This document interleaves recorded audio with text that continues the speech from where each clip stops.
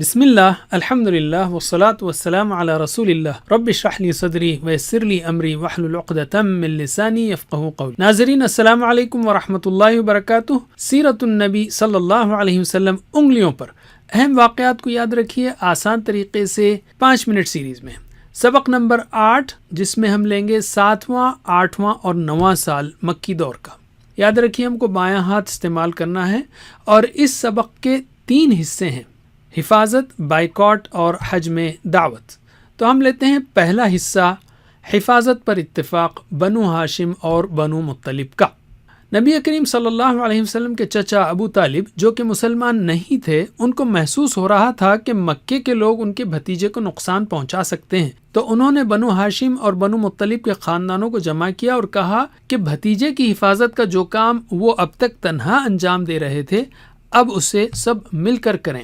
عرب کی خودداری کے پیش نظر ابو طالب کی اس بات کو دونوں خاندانوں کے مسلم و غیر مسلم سبھی لوگوں نے قبول کر لیا۔ صرف ابو لہب نے اس کام میں ساتھ دینے سے انکار کیا اور اس نے قریش مکہ کا ساتھ دینا پسند کیا، حالانکہ وہ رسول اکرم صلی اللہ علیہ وسلم کا چچا تھا۔ اسباق و عمل، نیکی کے اور دعوت دین کے کاموں میں ایک دوسرے کی مدد کریں، ٹیم بنا کر کام کریں، خاندان کے افراد کو جوڑ کر رکھنے کی کوشش کریں۔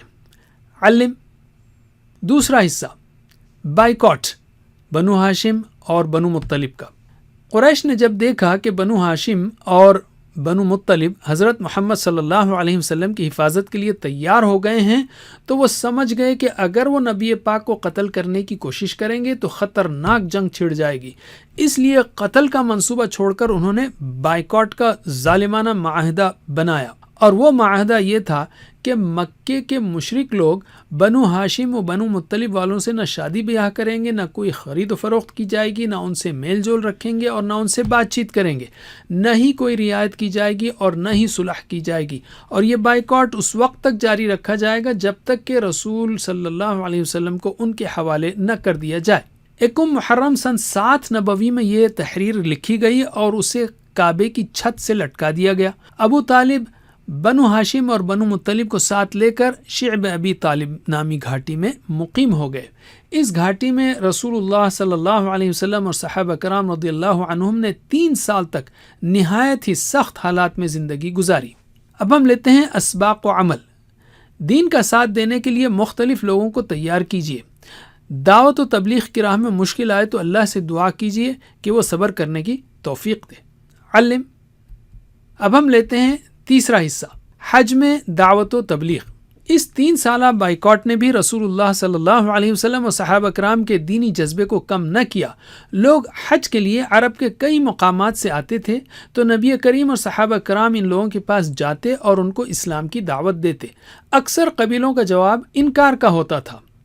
اسباق و عمل، پیارے نبی صلی اللہ علیہ وسلم نے مشکل ترین حالات میں بھی دعوت کا کام جاری رکھا۔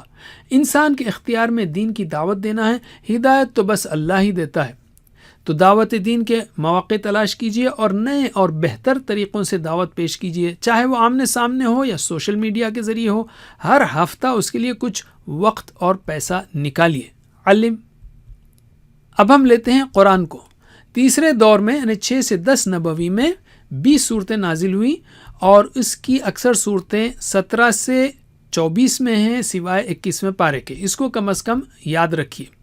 یہ صورتیں ان سخت حالات میں ایک طرف قریش کو اعتراضات کا بہترین جواب دیتی ہیں، دوسری طرف صحابہ کرام کے ایمان کو زبردست مضبوط کرتی ہیں اور آخرت کے وعدوں پر یقین کو بڑھاتے ہوئے قربانی کے لیے تیار کرتی ہیں۔ ہم آج بھی اور ہر دور میں ان صورتوں سے خوب فائدہ اٹھا سکتے ہیں، انہیں سمجھ کر پڑھیے۔ ہم لیتے ہیں حدیث۔ صحابہ کرام رضی اللہ عنہم رسول اللہ صلی اللہ علیہ وسلم کی روزانہ کی زندگی کو دیکھتے تھے جو سیرت کی کتابوں میں ہے، ساتھ ہی ساتھ وہ آپ کی باتوں کو بھی ادب، شوق اور اہتمام سے سنتے اور اس پر عمل کرتے تھے۔ اس لیے آپ صلی اللہ علیہ وسلم سے محبت کا تقاضا ہے کہ ہم آپ کی احادیث کو پڑھنے کے لیے تھوڑا سا وقت ضرور نکالیں۔ تو ہم نے نبوت کے 7ویں، 8ویں اور 9ویں سال کے 3 اہم موضوعات سیکھے۔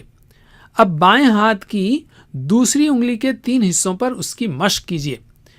حفاظت پر اتفاق، بنو ہاشم کا بائیکاٹ اور حج میں دعوت، یا مختصراً حفاظت، بائیکاٹ اور دعوت۔ جزاکم اللہ خیر۔ کوئز کرنا مت بھولیے۔